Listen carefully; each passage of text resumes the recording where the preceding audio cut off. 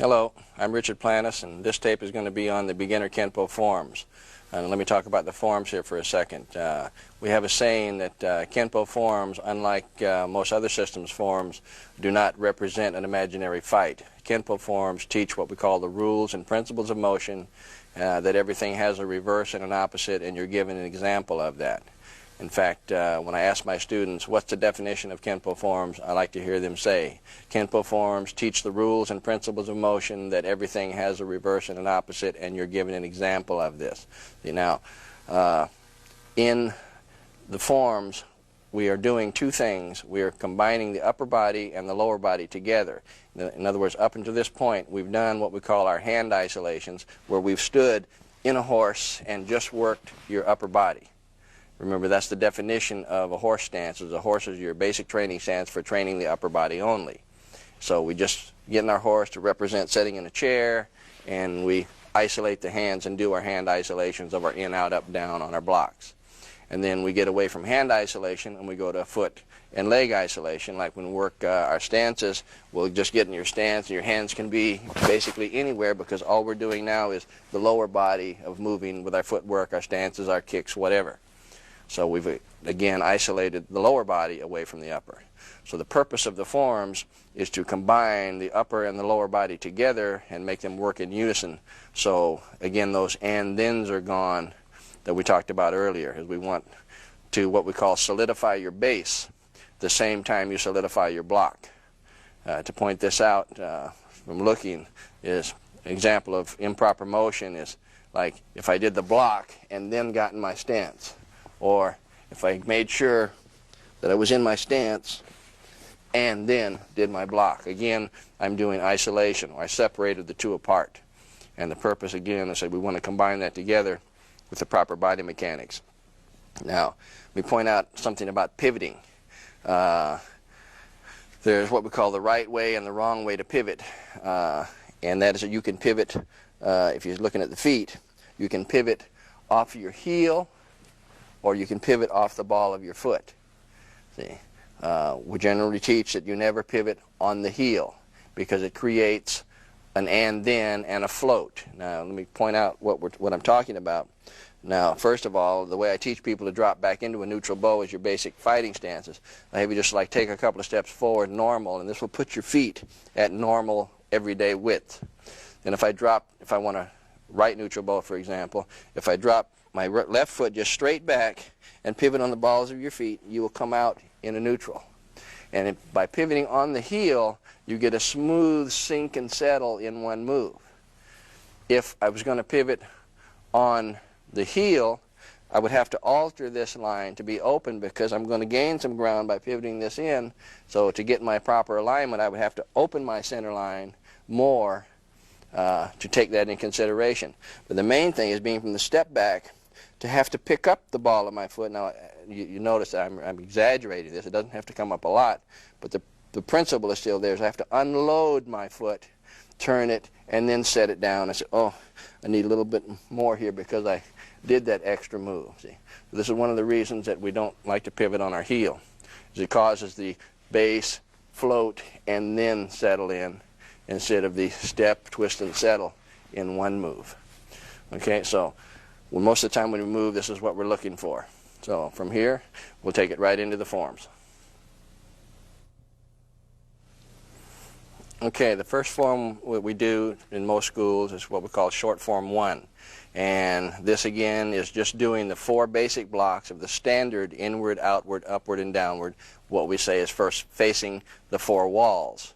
As if you'll notice the lines in the tape make the cross, and these point basically at the 4 walls, which is the same as these lines. And then we have the corner lines, which we call the corner lines, or they point in the corners. But we start off as a beginner just working on the 4 walls. Now, every form has a name and a definition. So short 1, we say, what is it? It's retreating with a front hand block. So that is what you're doing. That's the only thing you're doing, is retreating with a front hand block. We're also what we call walking your stance, and in this case it's the neutral bow, the easiest stance to walk. In other words, every time we move, we're either moving into or out of a neutral bow. again, as the easiest stance to move from. And we also pick up both methods of execution on your inward block here, as we have the hammering and the thrusting based on point of origin, and that happens through the forms. So I'm going to be moving a lot to just point out where you're at in relationship to the cross and the alignment we're looking for. But again, there should be no extra steps in the form. Now I'm going to give you some examples of extra steps. Okay, extra steps are just that. They're steps that you do not need or shouldn't do based on proper timing. Okay, like starting off from a horse. If I was going to move back, if I went, forgetting the hands, but just went like 1, 2. That's 2 steps to get me back that should have been 1. Then I'm going to make an angle change. I'll go 1, 2 again and have an extra step in each case of having 2 moves to get me to position instead of 1. Because that's not the principle. Remember, the principle is the economy of motion, get it done in one job. Now, we'll start again when we move. I'm going to move quite a few times probably just to point out the relationship of where the feet belong. Not sometimes you'll see an extra step just to get me to pattern, but remember they don't belong there. There should be 9 moves only. Like standing in a horse, I don't want to have to take a bunch of steps to get me here. So if I was going to center, I would have 1 step and the rule is cast off the weak, so the left foot is the one that leaves and drops you into your horse. Okay, and then our start position is here. This is called a training horse, and this is called your formal horse. All your forms and sets and classes start and end from here. Okay, so this is the position, and this basically represents hands up position, like we talked earlier, of hands up so you don't have to do the surprise block of the hand down of the thrusting inward. So if we were talking, you'd say, hey, what's the problem here? Remember, the hand is up, ready to use, instead of being down or behind. What's the problem? And then have to move with the extra motion from being in a surprise situation. So again, when we start, we move back and we go settle into the block and the stance at the same time.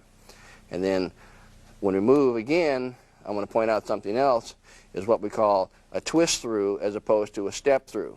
Now, back in the late 60s, early 70s, we realized that the twist through was not included in our basics. And it's in the forms, though, and a lot of people do it by mistake of not understanding the difference. Okay, and this now's a good time to point this out. Rick, would you hand me a stick over there, please? Thank you. Okay, now the difference between a step through and a twist through is just timing. The end result is the same. Now, here me being on line in a left neutral bow facing the camera, which is 12 o'clock, your center line should point at 1:30, 45 degrees out. If I was to do a step through either forward or backwards, now first of all, the definition of step through is changing sides facing your opponent by either losing or gaining distance. So if I come forward, I'm going to gain distance. If I step in reverse, I'm going to lose distance. But coming forward, so you can see this, when I move, the center line starts moving right away. So when my foot gets there, the center line also gets there. So it happens at the same time, either in forward or reverse.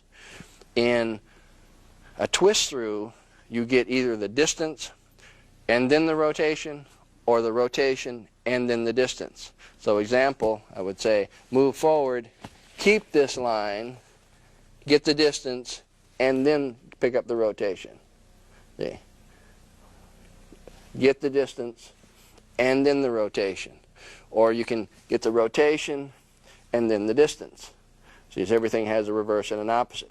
Well, this is a common mistake that I see a lot of beginners do when they do short one, is they do basically twist throughs. In other words, they'll get the first position, and then get the distance, and then the rotation.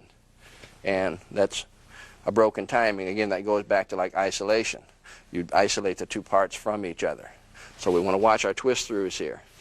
Again, those, if you know the forms, those are found in the 2s when we pick up the twist throughs and bring in that timing. So right now we want 1, not 2.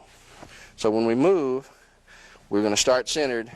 Now remember, I would not be on line. If you're looking at the lines, I would not be on line. This line, I would have to be here. So when I cut the angle and move, I would wind up on my heel and toe line. Again, these lines are just references. But a lot of times I'm going to adjust to show you the alignment, especially in the angle changes.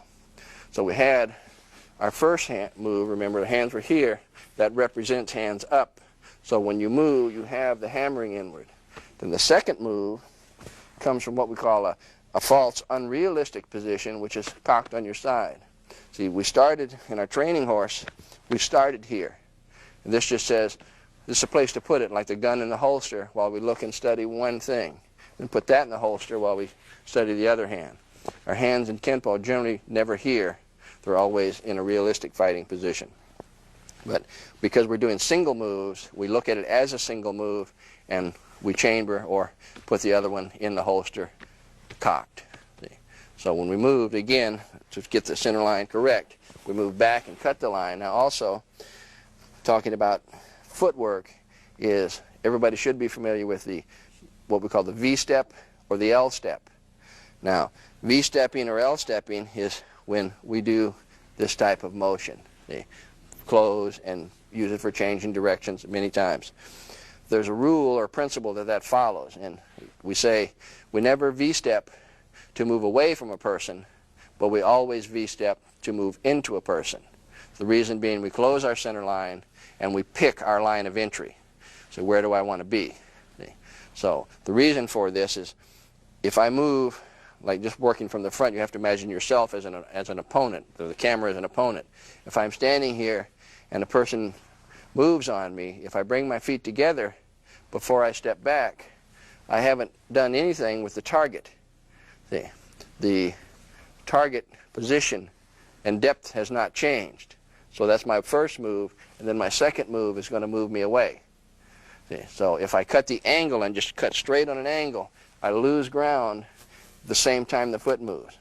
So that's why we do this, is we don't V-step to move away because we don't move the target. And while I'm on that subject, I see a lot of people splitting their stance. Now, this is for sideways, where you can see the lines on the floor, hopefully. Splitting is just like you divide a candy bar. Say, I'm going to get into a stance by splitting. I'll give half to the left foot and half to the right foot. And my nose is still exactly in the same spot. See? So this is the reason that we say we never split our stance, because you don't change your opponent's focus point. Now, example of this, let me use Rick on this. Rick, come in. If we're in an argument and he decides that he's had enough of me or whatever, and he's going to step in to punch me in the nose, he says, wait a minute, Rick, he says, where do I have to step to take this guy's head off? See, so he looks at the floor and he says, okay, where do you have to step, Rick? Right there, and then when you hit, you've got a good focus and penetration, enough travel through to hit. So he saw where he had to step. You catch on? See, now, if you go back where you were, if he's going to initiate the motion, he knows where he wants to step. So if I split my stance, I have not altered this at all. You see, I did not change my opponent's focus point. Where he had to step to hit me is still exactly where he had to step to hit me at the target he was looking for. So this is another principle that we use, is never split your stance, because we want to change the opponent's focus point. We'll either off angle or move back or move forward to change this, but we don't want to stay where we're at. There's a lot of different principles, like I say, involved in the system, and a lot of times when we do something like this, when we're on a subject, I like to point these out. Now, what we're doing again is we're doing our two in the short one, 2 inwards, 2 outwards, 2 upwards, and 2 downwards. There's another principle in our forms that when we do our upwards, they're always behind us. And this is just a tool to help you remember and not get lost as a beginner where you are. I remember, the first time I saw short one, the 9 moves, and I says, my God, how does anybody remember that? See, and then they told me that the next form, long one, has 60 moves in it, and I said, oh, no way. See, but really you're just doing the same thing, and if you learn it by your roadmap and your principles, it's a way of not getting lost. So you say you do your inwards and outwards, and then you say, well, okay, what's next? Upwards. Okay, that's behind me, you know that. So again, it's a tool to remember where you're at.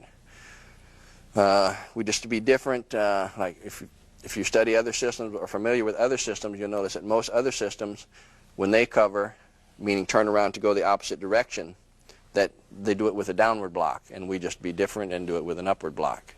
But actually we do it with all blocks. If you've learned all the forms, you'll see that.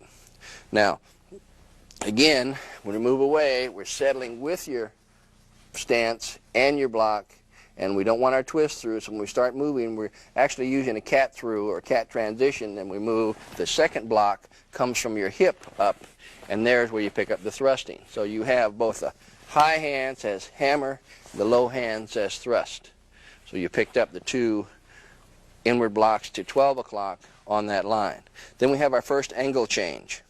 Now, I'm moving up to the intersection here where you can see this. My toe is in the intersection, my back heel is on the line for my alignment. When we step here, I'm going to change to the wall. So again, I don't want to V-step and have an extra move. So I'm just going to say, where's the foot point? It's pointing in that direction in the first place. So it just steps over to the line with my heel on the line, and then when I pivot both feet on the balls at the same time, I'll pick up my new angle of 90-degree angle change facing 9 o'clock. Now here's where our minor major comes in, that when we move, the hand that's up is going to become the next block. So you say, well, if I just left the hand in that position and I stepped over here, the block's already up. I say, yes, but it doesn't have any travel for power. Travel is the distance a weapon moves to a target, so I need to wind up for the pitch. Just like throwing a ball, I've got to wind up for the pitch. So I'm going to drop this hand and set up my circle to give it its travel and momentum to come into my block. Here's where our minor major rule comes in, or what we call 180-degree hands. Everything is based on the 180 degrees, or the 6 and 12, that this hand is making a circle, and if this hand is making a circle, it doesn't matter how you do it. If this hand is at 12 o'clock, this hand is always at 6 o'clock. Then we have your 3 and 9s, your 3 and 9, 6 and 12, whatever you do, they're 180 degrees, or this principle out from each other.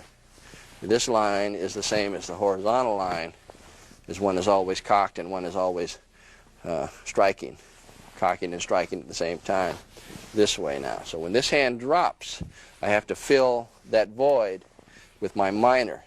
And the way I explain this a lot of times is you're at a picnic and the bee, eating a sandwich maybe, and the bee comes to your ear. You go, get away, get away.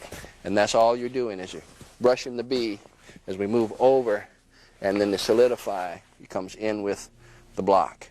And again, the stance, both minor major happen at the same time, so when you move, this settles as one move. Okay, now from there again, we're going to step through and work the opposite side. Now, here's where our cover comes in. Now, I'm going to be facing this way, so again, we pick it up on camera. Really, my back would be to you. From the last outward, here's our neutral line. Well, I'm going to have to transpose this line and imagine another line. So I'm going to back up. And now remember, this line is on my front toe to my back heel. When I cover, I know that my back foot is going to become my front foot, and that has to be my toe line. So when we cover, I'm going to move my front foot over again and put my heel on that line.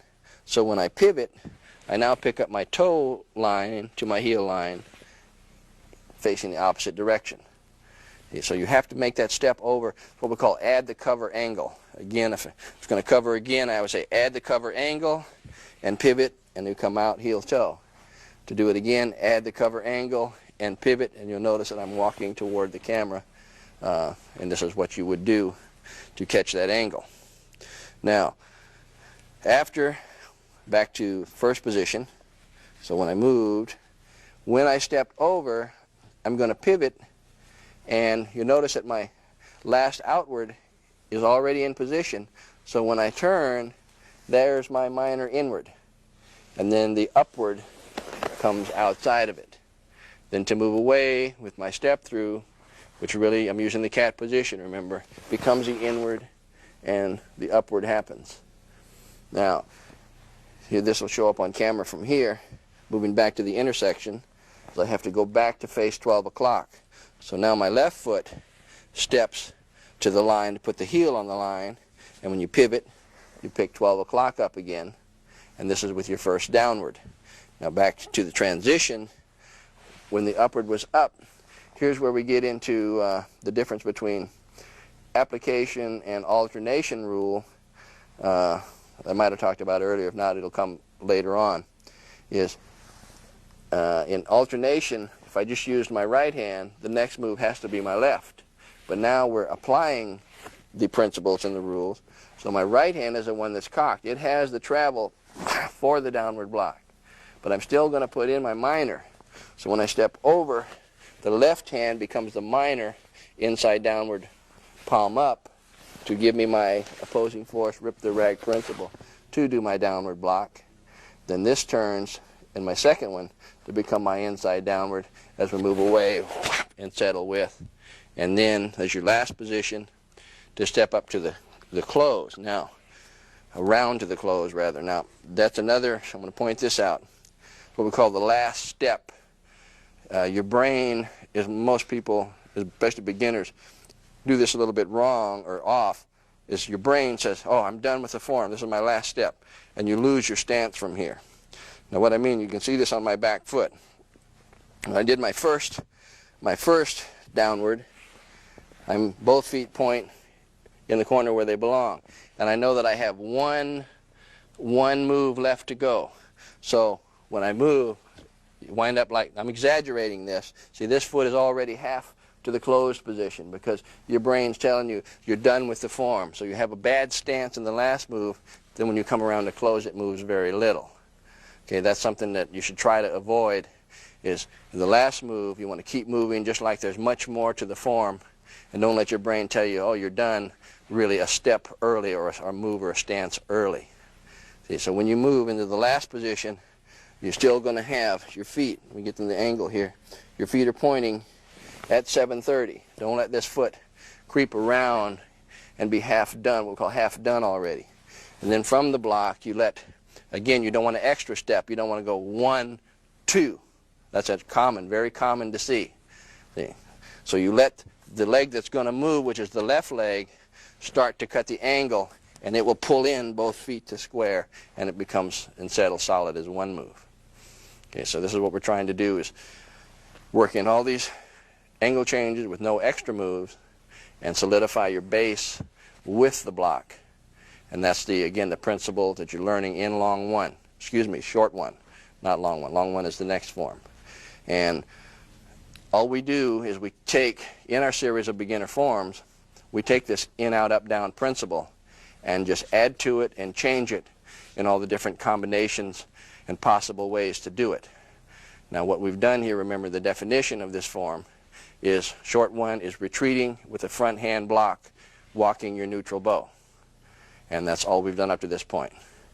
So this will wrap up short form one. Okay, now the next form we're going to do is long one, but we're going to go back and review a little bit here on short one because I used the pattern and I did a lot of adjusting to show you what we're looking for and what we're trying to accomplish. Remember, we're only looking for 9 moves. And when you count, I want you to think 9 moves. So and feel and look for those extra steps. So when we move, we're starting off. We sit in our horse and we go 1, 2, 3, 4, 5, 6, 7, 8, and 9 back to where we started from. So let's try to stick with 9 moves. Okay, now let's get right into long one. Again, we go with our in, out, up, down principle. But we're going to do something different. So we say, okay, what have we done so far? Short one, I've retreated with a front hand block. Now,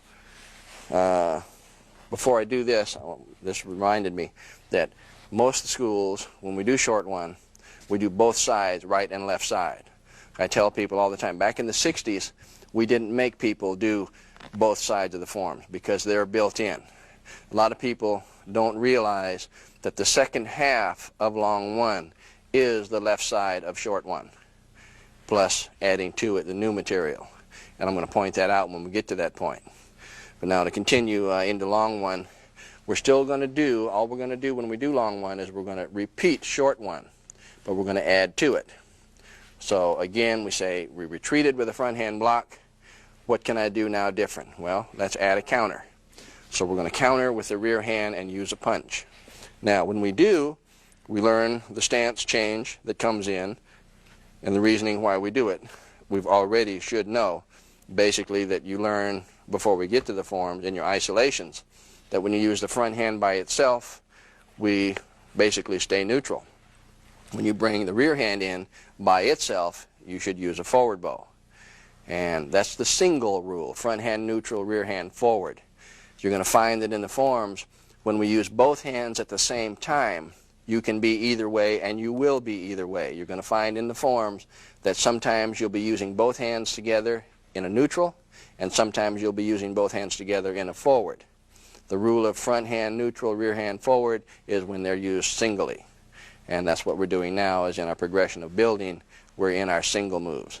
Now, the problem we run in here too, or along with that is the footwork, is when we did short one, we walked our stance again, which was the neutral bow, the easiest stance to walk. Now you'll notice in the first half of long one that every time you move, now you have to move from a forward bow, which is much harder, and you learn the body mechanics and the weight shifting that comes into play when this happens. And that's why, if you've thought about it or seen it or know it, that long one has an extra stance, not a transition, but a stance. Remember, a stance is a frozen transition. It has an extra stance in the beginning to show you what you should be doing as far as shifting your weight to make you move correctly and keep your feet in the position they belong in. Is what we don't want to do in the form from our forward bow is break our back ankle. Now, breaking your heel, or breaking your, really we call it breaking your heel if you can just look at my back foot from a forward. If my heel comes off the ground and I break it, see, this is what we're not trying to do, because I'm going to exaggerate this again. It's from your punch. To break the heel, you actually have to go forward, see, and then you just put it back on the ground where it came from before you start backwards. So it puts what we call like a stutter step or a waver in your stance. I see some people do the form. They're so wide when they punch that before they can move into the next move, they even drag the back foot up and then step through and get that extra step in there. Remember, this, with all the stuff we're trying to eliminate is those extra moves. Okay, now I'm going to do this from the side so we can see what we're doing. That when we moved in, and you got, let me get on the alignment here for the form. When we get into our neutral bow with our front hand block, then we say, okay, that's short one. Now I'm going to add the rear hand as a punch. So the punch comes in, and your back foot should turn in 100% form, or pure form. The foot points to where the punch goes. In actual application, you can lean or you can shift the foot a little bit and pick up the bracing angles, but for the form, the foot should turn and point to where the punch comes in. Now, remember, I don't want to break my heel. So breaking the heel only comes from throwing your weight forward, see, and leaning. So to keep that from happening, I teach people, I say, imagine there's a spike in your heel or a nail, and you're trying to drive it into the ground. So when you move, it's already in there, but you drop back, and you really stick it in the ground. You say, get that heel, plant it solid in the ground. And that's our principle we're working. So when we move, I throw that weight back, and now my head can come out of there instead of break and go forward. So from the position, I can shift back, and I throw my weight back into my transitional cat stance with my extra block. And this is an extra move, and it just gets me to my position and say, okay, and we stance and we freeze it. And we say, like, look, Ma, every time you see me move, you're basically looking for this position. This is what keeps my heel down and lets me gain or lose that distance from my opponent correctly without that jog forward or waver forward before you move back. And then you continue stepping back. Now it becomes standard, and you don't see that stance anymore, but you see the transition. The transition is always there of using the cat. So we say block punch, cat block as the extra move, and then block punch. And then from there it remains strictly short one with the punch added. So I'll take it up to that point, and when we get to the upward, I'm going to talk about the hand isolation or the extra move in there. Now, when we moved back, we went inward, forward bow and punch. Cat block with the extra move, inward, bow and punch. Now we have our same short one position, but I do my minor major to my outward. My hand now is already halfway there, so now the B is very close. So when I move over, the outward comes, and the bow and the punch. And the step through to the minor major, and the bow and the punch. Now I'm going to turn around for the camera and set my angles again. Here's where you would be, is heel and toe facing in this direction, which would be this direction. Now, I'm in a different position than short one was, so I also have an extra move in here. And again, I'm going to add my cover angle. So I'm going to move over, transpose my line over, and say, remember that my back foot is going to be the new line, so I again have to add the cover angle and pivot to face the opposite direction. But there's an extra move in here, and that's the step with the elbow. So from the punch, when we add the cover angle, we do a back or outward elbow here. It's really an outward from the alignment. Okay, but you can think it back because the man is behind you. But there's really no application here. This is what we call your introduction to reverse motion. So we went, okay, this is a punch. It got here as a punch. Reverse it, it's an elbow. So punch, elbow, punch, elbow. So this is your first reversed move. And remember, all forms also, besides having their theme or their track that they're trying to get across, generally has what we call previews of coming attractions, or things that you're going to see in the next form, or something that's going to happen later.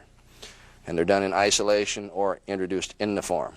So here it's introduced in the form that when we step with the elbow. Then I'm going to do my upward block from here, but my hand is not in position to do an upward. If I just did the upward from here, I wouldn't have any power or body mechanics in it. So what I have to say is I have to put it in alignment. So I'm going to do a vertical move. I have to set my hand to vertical. See, so when I do that, I did the step in the elbow. I just drop the elbow. Now it's ready to do my upward. So when I pivot to my neutral and shift my feet, the upward happens. See, so we had a major stance change or foot maneuver with a major hand maneuver. So again, your timing on that should be step with the elbow, set, and then neutral, the upward, and then the forward comes in with the punch. Now from here, it's the same thing. You step through using your cat transition to do your upward, and then your punch comes in. Now here's the third difference in the form, is in the first downward block. In the ones and the twos, if you've analyzed them and looked at what you're doing, there's a difference in short one and long one and short two and long two. And the difference is always in the first downward block. How you get to the direction. The direction is the same for the time on the clock, but how you get there is different.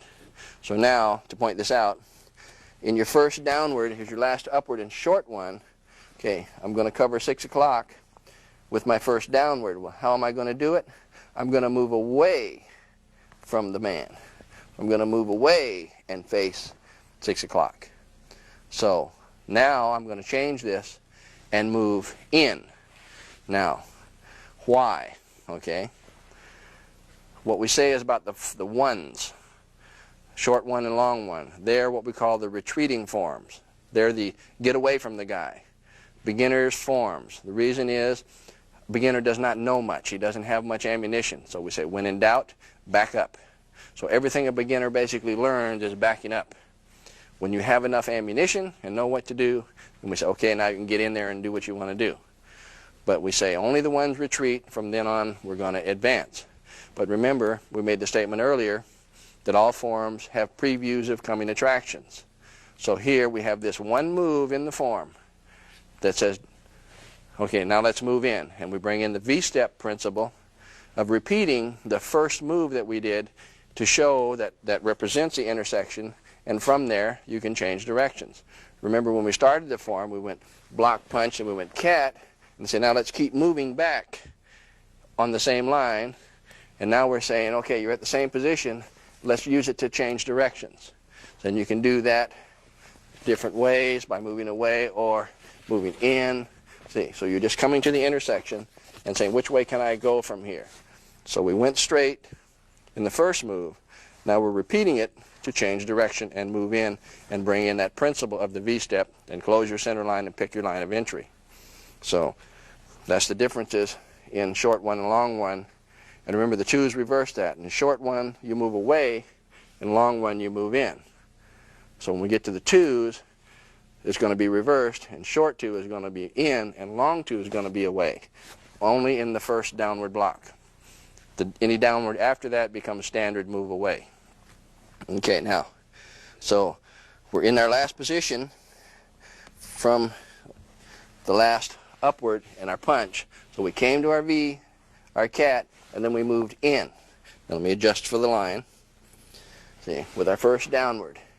And then we move away, it's the same thing, and we settle with our downward. So now we say, I have completed in, out, up, down for the second time. First time was in short one. Now I've done in, out, up, down again, but I've added a new move, which is bringing in the rear hand as a punch. I brought in a new stance, which was the forward bow, and showed us the proper weight transition and transfer, how to move in that. So that's the first half of the form. Now comes the second half. We're going to repeat in, out, up, down for the third time. But we're going to change something. So what can we do now that's different? Well, we say, okay, I've retreated with the front hand block. Then I retreated with the front hand block and added a rear hand counter, which was a punch. I haven't blocked with my rear hand yet. So we say, we make a statement, don't forget, you can block with your rear hand. Then there's a body mechanic that also comes into that. Then the first half of the form, when we moved and we used the rear hand, we went to the forward bow for the reach and the bracing angle. Now while I'm on that, I want to talk about the forward bow here a little bit to show you something. A neutral bow, our front hand has X amount of reach. And people think you get a lot more reach when you use a forward bow with the rear hand. But what the forward bow does is it just gives your rear hand the same reach as your front hand. So if I have my proper alignment here, heel and toe, feet 45, shoulders 45. If I just extend my hands, we'll see that our back hand, basically fingers come even with your front hand wrist. Then if I go forward bow, both hands will become even. I'll have equal reach with both hands. And then drop back to my neutral, I'll lose that one hand reach. See, so all the forward does is give your rear hand the same reach as your front hand, not any extra reach. Okay, now, we used that forward bow again in the first half because we were concerned with reach and bracing angle, because we are striking. We need that, okay? When we're going to block with the rear hand, we're not concerned with reach, because whatever we're blocking is coming to you. If there was no reason to block it, you wouldn't be hit. Or if you understand? So we don't need the alignment of the lower body and the bracing angle. We just need to align the hand to cross to the proper angles for blocking. So in the second half of long one, we use the forward bow position from the upper body only, or what we call it waist rotation. So when you set your base in neutral and you're 45, then you turn square, 45. 45, square, 45. Only rotating from the waist. Your foot should not move in the second half. See, we're not concerned with reach. It's coming to us, so we just need the proper alignment. Now, what I said earlier is the second half of long one is the left side of short one. See, that's why we didn't used to make people do this, and I'm going to show you the purpose of blocking with the rear hand. So the only reason we do the second half is for the sole purpose of bringing in the rear hand. So I'm going to have Rick come back out here, and I'm going to have him do the left side of short one so we can see the differences. You can be on this side. Okay, go, just go left neutral. Okay, now what this represents is first position of the left side of neutral, which is the same position that I was in when I did my last bow and punch. Okay, now I'm going to say, let's repeat in, out, up, down. So let's go back to start. So we go back to the first move, which is the left side of short one. Then I'm going to say, okay, let's turn and block with the rear hand and go back to start. Then we say, second set of moves, going through Rick, that he blocks. Then I say, here's the new move, which is the rear hand, and back to start. Then we go outward, Okay. Here's short one. The new move is the rear hand. Back to start. And move. Okay. Here's short one. The new move is the rear hand. Back to start. Cover with upwards. So this is short one. Here's the new move. Back to start. This is short one. Here's the new move. Back to start. Then we move away. This is short one. Here's the new move. Back to start. And this is short one. Here's the new move. Back to start. And that completes the in, out, up, down. The close is different as we don't spin around because we're already facing the angle. See, this is what I mean is the second half is the left side of short one. And the sole purpose for doing it is to just point out the block with the rear hand and not using the lower because it's not needed. Now also, there's more to that. Is the two different power principles. Like we have torque, and in torque we have what we call direct and counter rotation. And you're going to find that inward blocks can only be done with direct rotation. A direct rotation means when you're striking and turning in the same direction. Example is like if I'm going to hit to my left over here, like at my hand, I'm going to turn to my left, and my hit to my left is moving in the same direction. So I'm rotating directly in the same direction that this is going. If counter rotation is, okay, I'm going to back knuckle over here, and I'm going to rotate to my left, wow, and strike to my right. So my rotation is turning me away from the strike. That's what we call counter rotation. When we do short one, we pick up two counter rotations. Okay. Now, we turn that around in the other form. Now, you can spend a lot of time on this, and I really don't want to do that. I don't want to keep moving, but I do want to point this out so you understand the direct and the counter rotation. Again, in short one, when we move, we go inward is direct and inward is direct. This outward, I'm turning to my left, so I have direct. But now in the second outward, the right outward, I'm going to turn to my left, but I'm going to strike to my right. So that's our first counter rotation. Then I cover, and we're going to find that the rotation does not apply in the vertical lines. Now I'm going to face the camera here for the last set of moves. When I move from first downward, I'm going to turn to my right and strike to my right. So that's direct rotation. Then in the last move, I'm going to rotate to my left, but I'm going to strike to my, I'm going to rotate to my right, but strike to my left. So that's what I mean, but there's two counter rotations in there. Okay, it's the right outward and the left downward. So those were the only two that were direct, counters. All the rest were direct. Everything having a reverse and an opposite. That means now when I do long one in the second half, and it is short one, remember, I'm going to reverse that process and make everything that was direct counter and everything that was counter direct. And you have to play with that and understand to catch on to that. Now, that gets us through the standard in, out, up, down blocks. Now, we get to what we call the hand isolation portion of the form. This is really our first isolation, and isolations are what we call food for thought, previews of coming attractions, things to look for, to see if they're there, to see if they're not there. If they're not, where are they? So you finished the last downward block. So again, I'm going to go to position here where you just went 1, 2, 3. Now that was the last standard downward block. Then we step into our horse, and that is one of the keys for what is a hand isolation. Anytime we stand in a horse and just move your hands, that is an isolation. In other words, we're out of a fighting stance or fighting position. So this says, hey, look at what you're doing, think about why and how come we're doing it. So in the end, on the line, now this would be the alignment, but really I would be stepping up to square. So in the last downward block, I say, okay, that's the standard downward blocks, but there's a lot of other things that we use too. And here are some other things that we do. So when I step up into my horse, I'm going to do this in conjunction with a different block now, and that's the inside downward palm down. Okay, so when I moved, I went, when I hit my horse, I make the inside downward palm down, and we do these in sets of 3 also. We go 1, 2, 3. Now, a common mistake in this part of the form is people want to flail and move their hands just like this, where nothing is ever cocked. They're moving like this. Okay, one hand is always cocked and one hand is being used. So when we stepped up, the last hand chambers and goes to cock position as this happens. Then I get ready to make my next move, and then when it happens, the other hand cocks and vice versa. Okay, now let me talk about this block a second.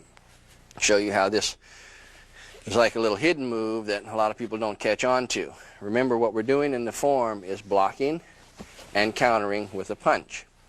So when we did in our outwards, we went to block and then we countered with our punch. And then from this position, we said, okay, here's the punch, let's reverse it and pick up the elbow.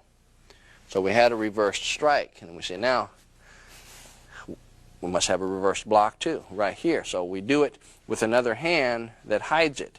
See, so we showed you the elbow with the same hand.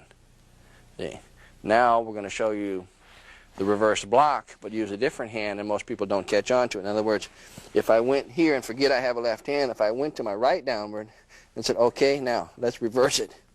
And oh, I see, an inside downward palm down is just the reverse of an outside downward. See, so you have the reversed block too. But because you use a different hand, it hides that from you. See?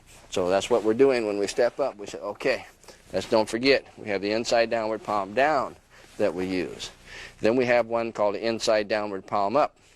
But that requires a high cocked position. Your hand has to be high and up for that. So we chamber our hand by our ear now, and we go into the 1 and the cock 2 and the cock 3. And then we go into push downs, and we say, now, our solar plexus is our guideline here for push downs. It's like the cat. It's only the travel that we need, maximum travel, to get the job done, or minimum travel. So I don't have to bring my hand over my head to get a lot of travel. If I just come to my solar plexus, I should have enough travel to get the job done. So from here we come to the solar plexus, and we go 1, 2, 3. And that completes the series of new blocks.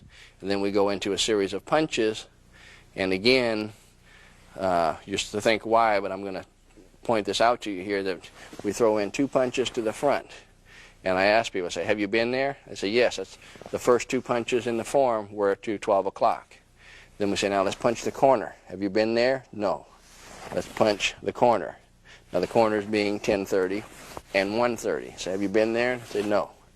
Then we go to 9 o'clock. Have you been there? Yes. That was the outward. And 3 o'clock. Yes, you've been there. So all we're doing this for is establishing an angle. We don't forget, between the walls, don't forget there's the corners. So we're just pointing this move, and again the new move is the corner, and that's all you're doing here, is establishing a new set of angles that you will pick up in the next forms. So after that, angles, we go to our last 2 punches, which are the uppercuts. And again, when we did our push down, our first push down, we went from the solar plexus down. So we started from the top down, and now we're going to start from the bottom up. When we do an uppercut, we're going to say, now when we do an uppercut, don't come up any higher than your solar plexus. A lot of people, I see people do this over their head even. See, so solar plexus is the guiding line on the last 2 sets of moves, from the push down, solar plexus to down, and bottom up to that line. So again, we go 1, 2, and because the right hand is cocked, it gets the 3rd punch, and we close, and then bow. Okay, and that brings in the hand isolation. Now let's go back like short 1 and put the whole thing in application to look at the timing and the mechanics. So again, we're standing normal, we drop off in the horse, then we're going. We'll block, bow and punch, cat block, neutral block, bow and punch, block, bow and punch, block, bow and punch, step with the elbow, set, neutral upward, bow and punch, move, upward, bow and punch, V in, minor major, bow and punch, move away, downward, bow and punch. Now from here, your back would be to the camera, so I'm going to turn around to set the second half. And this ends the first half. So now we say, let's do that left side of short 1. So back to neutral. short one, new move, back to start. Short one, new move, back to start. Short one, new move, back to start. Short one, new move, back to start. Cover, short one, new move, back to start. Short one, new move, back to start. Okay? Now, on the downward, I'm going to move again away because it's not the first downward, so I'll move away. Downward, short, back to start. Downward, short, back to start. Now, I would be here, and this is where the ending comes up. Step into the horse, the new moves, inside downward palm down, 1, 2, 3. Palm up requires the high cock position. 1, 2, 3. Push down from the solar plexus. 1, 2, 3. And then our punches. 1, 2, 1, 2, 1, 2, 1, 2, 3.